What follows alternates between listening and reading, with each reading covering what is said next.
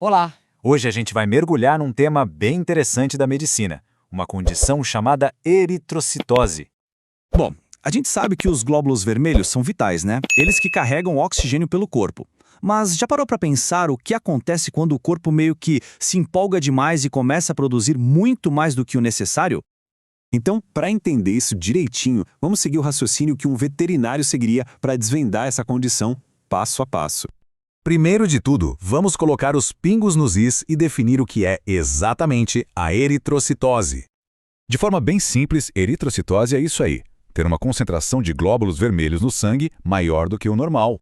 E quem comanda essa produção toda? Basicamente, um hormônio chamado eritropoetina, a famosa EPO. Pensa nela como o gerente da fábrica. É a EPO que avisa a medula óssea quando precisa acelerar ou diminuir a produção. Certo. Agora a gente chega na primeira grande bifurcação, o ponto mais importante para começar o diagnóstico. E a pergunta que vale ouro é: existe de fato um número maior de glóbulos vermelhos ou é só impressão que a gente tem? E essa é a grande diferença entre as duas categorias. A relativa é quando parece que tem mais, geralmente porque a parte líquida do sangue, o plasma, diminuiu. Já a absoluta, bom, aí não tem ilusão nenhuma. O corpo está realmente fabricando glóbulos vermelhos em excesso. A eritrocitose relativa é como ter o mesmo número de pessoas numa sala que ficou menor. A sala parece mais cheia, né? A desidratação é o exemplo perfeito disso. Menos líquido no sangue faz com que a concentração de células pareça maior. Ok, vamos deixar a relativa de lado e focar na absoluta. Vamos começar pelo motivo mais lógico para ela acontecer. A eritrocitose secundária, na verdade, é uma resposta inteligente do corpo.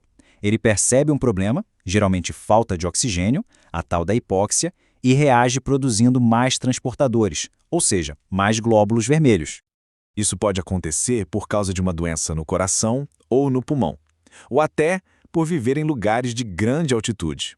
Mas, às vezes, a causa é mais traiçoeira, como certos tumores que começam a produzir EPO por conta própria, enganando o sistema.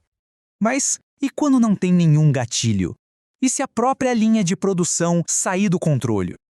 Aí a gente está falando da eritrocitose primária, também conhecida como polistemia vera. É uma condição bem mais rara, quase como um câncer, em que a medula óssea simplesmente não obedece mais a ninguém e produz glóbulos vermelhos sem parar. O botão de desliga quebrou.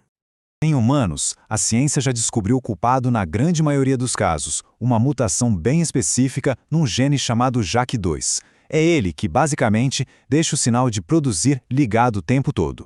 E agora, olha que incrível. Pesquisas mostraram que exatamente a mesma mutação genética acontece em cães com a doença. Isso é fascinante porque cria uma ponte direta entre a medicina humana e a veterinária, mostrando como somos parecidos em um nível molecular.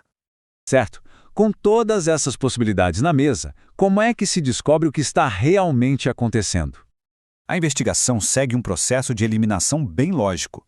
Começa pelo mais simples. O animal está desidratado? Não? Ok. Próximo passo. O nível de oxigênio no sangue está baixo e assim por diante, até fechar o cerco e encontrar a verdadeira causa. E essa tabela é a peça-chave. É um verdadeiro trabalho de detetive com exames de laboratório. Medindo o oxigênio e a EPO, dá para ter uma imagem clara. Se o oxigênio está baixo e a EPO está alta, faz sentido, é uma resposta secundária. Mas se o oxigênio está normal e a EPO está lá embaixo, opa, sinal de alerta. Isso sugere fortemente que a medula óssea está agindo por conta própria, que é o caso da primária. E entender a causa é absolutamente fundamental, porque é isso que vai ditar todo o plano de tratamento. E aqui está o ponto central. Se o problema é relativo ou secundário, o foco é tratar o que está causando o problema, seja desidratação ou uma doença pulmonar. Mas, se for primária, o alvo do tratamento é a própria medula óssea. Nesses casos, o tratamento costuma ser para a vida toda.